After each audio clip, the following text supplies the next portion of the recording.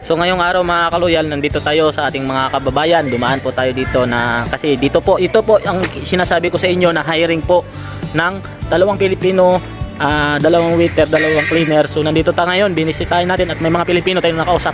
So ipakita ko sa inyo ang loob mga kaluyal. Let's go.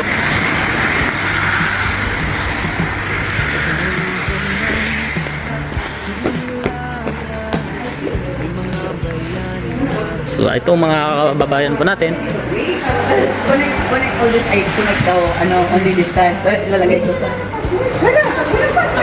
So mga kaloyal, isa po sa mga kababayan natin na kung saan dito po mismo nagtrabaho sa restaurant na ito. Ano po ang position niyo po dito, sir? Dishwasher. Dishwasher. So ibig sabihin, kumusta naman po ang environment dito sa pinagtatrabahoan mo?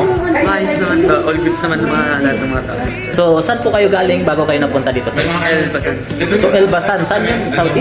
Hindi, Elbasan dito sa Okay, so Tirana. Hindi, bago kayo napunta dito sa Albania. Thailand.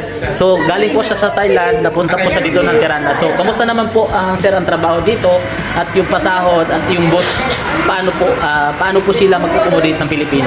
Yung boss namin, sobrang bait, wala akong masabi. Napaka-accommodate.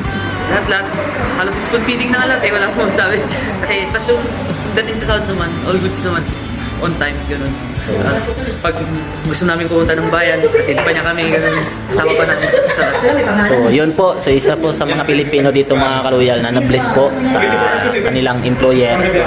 Sir, ano masasabi mo sa mga Pilipino na nandito na hindi po pinalat ng kanilang amo? So, isa tayo sa pinakaswerte na napunta sa mga magagandang amo. So, ngayon, may mga kababayan po natin tayo dito sa Albania na hindi po punta sa magandang employer. So, ano po masasabi niyo? Actually, sa totoo lang, galing din kami sa unang employer na hindi maganda eh. Pero ano lang, tamang dasal lang ba? Dasal lang, at sa tamang panahon, nabibigyan din naman ng Diyos yung para sa atin. Yun. So, maraming salamat po. Ano pangalan niyo, sir? Yes, JC. Saan ka galing? Sa Pinas? Pangasinan. Pangasinan. So maraming salamat po kay JC from Pangasinan. So isa po sa patunay na kung saan ay talagang blessed po sila kaluyal sa ating mga employer. Ito yung sinasabi ko sa inyo na talagang swerte at napakabait po na employer na napuntahan nila. Kaluyal TV po, ang vlogger na Negros Occidental dito sa Europa. Maraming salamat po.